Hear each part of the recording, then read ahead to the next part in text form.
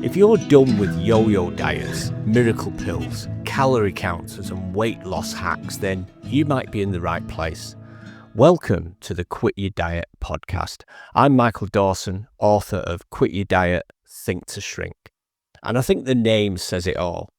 My book and podcast not only provides a very strong argument for quitting that diet treadmill of calorie counting and diet plans and weigh-ins, but it offers a real plan and real tools to help you be ready to quit forever in just 14 days.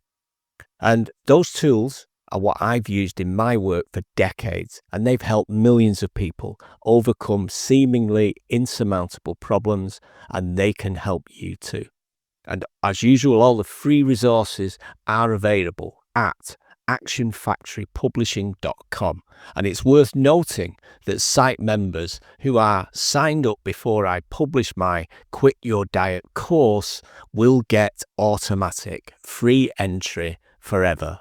There's no catches attached to that. You'll be a legacy member. And when that course is published, as long as you're signed up on my website, you get that course absolutely free. Okay, on with the show. So I want to start this series with the book, Quit Your Diet, Think to Shrink, because that's where it should all start to make sense. I'm going to read some of the earlier chapters for you so that you can start to form the ideas in your mind and then answer some direct questions from you guys that have come up over time. I'm going to start this week by reading the introduction to the book and then answering a few questions. But before I do, you'll always find any references to diagrams or anything like that or downloads will be attached to this podcast. Those are kind of member free. But if you want to go and sign up and grab all the free tools and meditations and all that kind of thing, please feel free to go over to actionfactorypublishing.com and you'll find it all there in the members area. Okay, so I'm going to start by reading from the book verbatim, and we'll answer some questions at the end. This is the introduction. Okay. Imagine a dozen morbidly obese individuals, one by one, arriving and walking through the doors of a tennis club. Now, it's no insult to Didsbury Tennis Club to say it's an unsophisticated place. No gleaming whitewashed walls, meticulously trimmed hedges, or the faintest whiff of exclusivity. If you were looking for the kind of club where members casually flaunt their affluence, you'll be disappointed. Didsbury was different. It was ordinary and unpretentious. Its website proudly declared it's local, social and friendly. And that's precisely what it was. But on that particular morning, it wasn't tennis that had brought me and my colleagues there. The courts were empty. The club was eerily quiet for once. Instead, a dozen individuals who'd been categorized as morbidly obese were about to walk through the door. Their weight wasn't just an inconvenience, but it was a threat to their lives. And we, the so-called professionals, were meant to save them. We weren't the first to try. Each person in that group had spent years locked in a vicious cycle: diets, calorie counting, weight loss, weight gain, gym memberships that began with hope and ended in guilt. They'd been through it all, counting sins, measuring portions, and trying every fad diet under the sun. And with every failure, they'd come to believe that they were the problem. But the National Health Service in the UK had an idea, something different, and something that in principle couldn't fail. And the idea was radical: throw every possible intervention at the problem at once. Diet plans, fitness routines, medical interventions, all layered on top of one another and an intense 12-week blitz. I was one of that team of professionals, and we might be their last chance. At least, that's what we thought.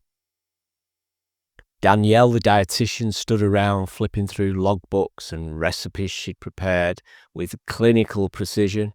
Ian, the fitness instructor, was adjusting his polo shirt, ready to jump into action with workout plans and calorie burning strategies. Elsie, the doctor, looked calm as ever, her stethoscope draped round her neck like a badge of honour. And then there was me. I wasn't a dietitian. I wasn't a doctor. I wasn't a fitness expert. I was the sideshow act, the so-called motivator, the missing piece of this elite squad of weight loss superheroes. That's what the rest of my colleagues must have believed that morning. But I knew differently. I had other ideas about what was needed. Like everyone, I stood around, stomach churning, waiting for the group to shuffle in. I felt like an imposter. The others probably expected me to bark out inspirational slogans like, "You've got this," or "Dig deep," as if the sheer force of my enthusiasm could will these people into shedding the burdens they've carried for years, both physical and emotional. I'd already decided that wouldn't happen because I'd done my research. I felt like a traitor to the cause because I didn't think they needed motivation, recipe books, calorie counters, or carefully curated workout plans. If anything, those were the last things they needed because all those things represent the problem. And as we'll learn in this book, the problem is the last place to look when you want a solution. They needed a fundamental shift in mindset that had nothing to do with the typical weight loss script. They didn't need a cheerleader. They needed a way to rewrite the story they'd been living in, the one where every diet failure confirmed their worst fears about themselves. I didn't know if I could give them that without clashing with my other professionals. But as the door creaked open and the first person stepped inside, I was about to find out. Even through the projects, I saw my ideas working, despite traditional weight loss practices pulling in the opposite direction. But that was then, and this is now. And now, I don't have to work with a traditional framework or treat weight loss as if it were different from any other challenging problem I've ever successfully worked with. Free of the diet dogma and understandable limitation placed upon me by the NHS, I set about writing this book and course. And at first, quitting your diet, think to shrink, sounds like a radical idea. But by the end of this book, I'll have convinced you otherwise. The roadmap. So you'll see there's a diagram of the roadmap. And I call it the roadmap to freedom. And stage one is the decision. And this is where we'll make the decision to go on this journey. We'll confirm in our minds where we've been and where we'd like to go. By the end of this section, you'll either be taking the blue pill and staying where you are, and in some cases, where you've been for years. Alternatively, you'll take the red pill and see something that you can't unsee, that you are in a diet trap that is only serving to make the problem worse. Both choices are tough, but making a decision and taking action to free yourself will result in a very different outcome. Stage two will be the plan. Before stepping out the door, we'll need a plan to know where we intend to go and how it's actually possible to get there. We'll service the vehicle, get ready to go by ensuring that we can drive and we're ready for the terrain ahead. We'll pack up the tools we'll need and make sure they're all in good working order. Then stage three, the leap. This is where we slip out the door and begin an epic journey. No fanfare, streamers, marching bands. We simply slide into the night and walk calmly away from the diet world forever. We call this D-Day, or should I say Diet Day. It's the last day of your diet. If you're prepared and are ready to go, then this is the very first day that things change forever. Then there's stage 4, the future. I like to think of this as VE Day, Victory and Empowerment Day. It's more than just the day after. It's the start of a lifelong journey. And from this point forward, you'll take the wheel, navigating through life's journey so seamlessly that eventually you won't even notice the road beneath you. And as you put miles behind you, you'll occasionally glance in the rearview mirror, acknowledging how far you've come. But your focus will shift. Instead of thumbing through diet books, you'll lose yourself in novels and hobbies. And instead of standing on a scale, you'll be enjoying events or embracing warm gatherings with friends and family. In the next chapter, I'll tell you more about the project that started it all and how it ultimately changed everything I knew about weight loss. So there you go. That was introduction to my book, Quit Your Diet. And like most things, these chapters are free to download by visiting actionfactorypublishing.com and signing up to the members area, and everything in the members area at the moment is completely free. Right off the bat, there are some questions that I'd like to answer from readers or even people I know who are curious about this possible idea. What have we got? We've got, we heard about the people at the tennis club, and it really seems like what so many of us go through with dieting. Yep. Can you talk about why dieting often feels like a never-ending loop that just leads to the feeling of failure? Okay, you're preempting probably a lot of what's in the book there, but there's a reason when you break it down. The diet is asking us to focus on the problem day in, day out. Now, you'll probably hear this story again and again. I've dealt with all kinds of problems, and I keep using this example of someone who may be alcoholic or drink too much. At the end of the day, I'm not going to say to this guy or girl, look, write down in a diary all the alcohol you drink and what level it's at and what alcohol level it's at. And before you go, I've got some low alcohol beer or wine here that you can buy off me and take home with you. That seems kind of like a ludicrous idea, and yet I think that's what the diet culture actually does. It asks us to focus on the problem, and I don't want to keep hitting you with quotes and things, but in NLP we say today's problem is yesterday's solution. Even when you really think about that, most of the problems we have in life, no matter what they are usually was something to solve something else some time ago. In answer to your question, I feel that the main reason that dieting and that culture in itself is counterproductive, and there's lots of evidence in my book later to prove that, is because it simply asks you to focus on the problem, which is the worst thing we can actually do. Okay, I hope that answers your question. Next one. In the story, the experts brought all the usual diet and exercise plans. What's wrong with these traditional approaches, and how might they be making things worse instead of better? Probably not really worth my kind of expanding on that, other than to drift into the idea that there are lots of people, millions of people, who don't have a weight problem. And this is really important. Weight problem, not that they are not overweight. And these are totally different things, remember. You can be considerably overweight and not have a weight problem, and vice versa. So that's what I'm talking about. And the reason that those people don't have that weight problem is because they think differently. So hopefully, I just wanted to add a bit into that first question there. I hope that all kind of has already answered what you were saying. Next one is, you mentioned that changing our mindset might be more important than just following another diet. Can you explain what changing your mindset really means and why it might actually work better for losing weight?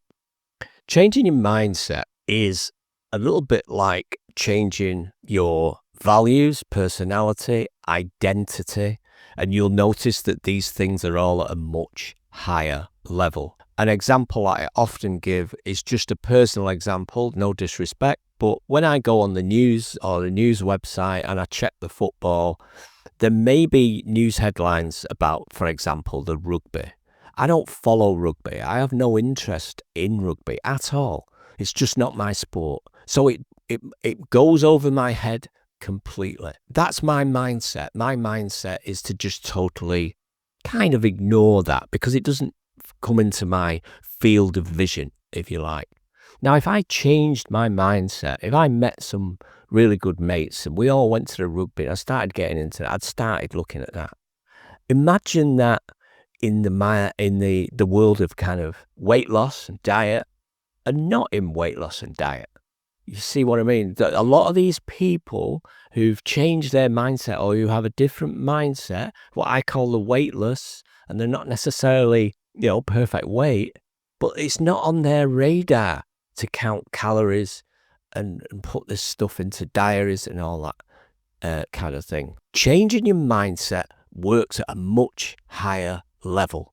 And going back to the rugby example, if you say to me, I want you to keep reading the rugby news, find out what's going on and build up an idea of that sport, I will resist mentally. I don't want to. I'm not interested. Can you see the analogy there between the two?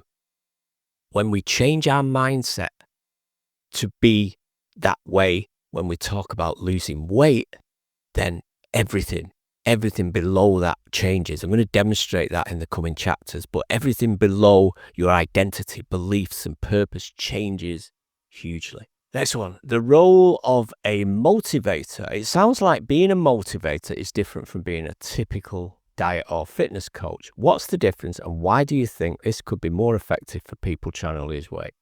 All right, respectfully, I think I may have misled you there. I think when I was actually asked initially to be the motivator in the group, it was because of my huge experience in the mental health field, NLP, solution-focused breathing therapy. I've dealt with lots and lots of issues and problems, and I deal with it on a solution-focused basis. There was a misunderstanding there that I was some kind of motivator.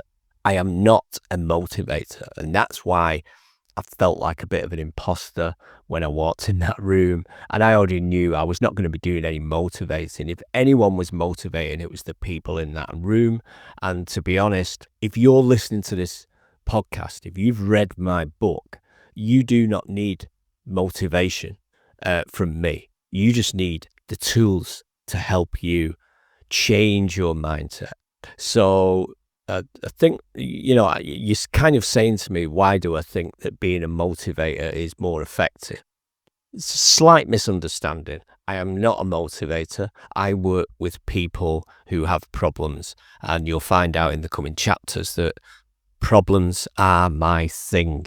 That's what I love to do. I love to work with people. I love to work with mental health, how we get into problems, how we get out of problems. And I've worked in that field for decades. So the expectations of the professionals, did they really match up to what actually happened at the club? I'm glad you've asked me that question. I really am, because I think the answer is yes. The expectations of the whole team, we were all really, really pleased.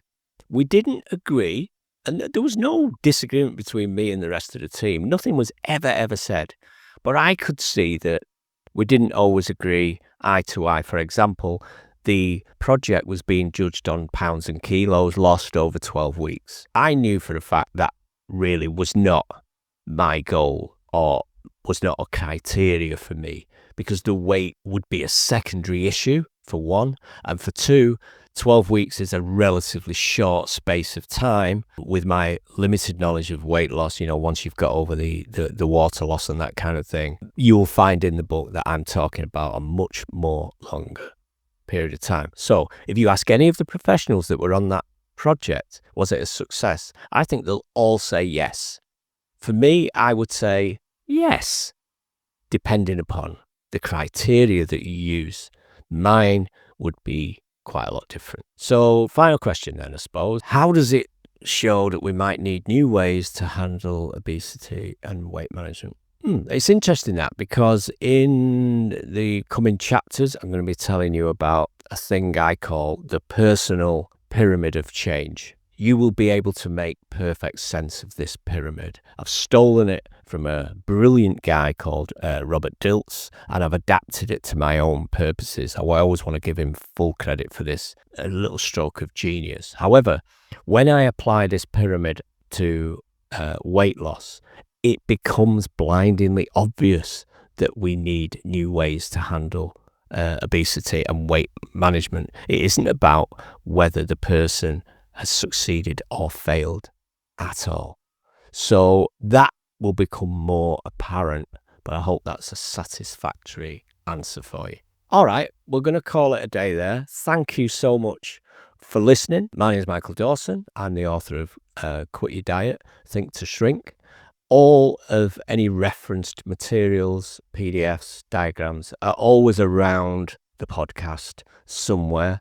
I appreciate you being there. Don't forget, I'm currently really busy producing a course that is going to walk you hand in hand through this whole 14-day process. When I launch that course, if you are a site member on my website, not on the podcast, on the website, then of course you will never pay for that course on the day it launches, ever. So I'd love to have you there as a kind of legacy member at the beginning.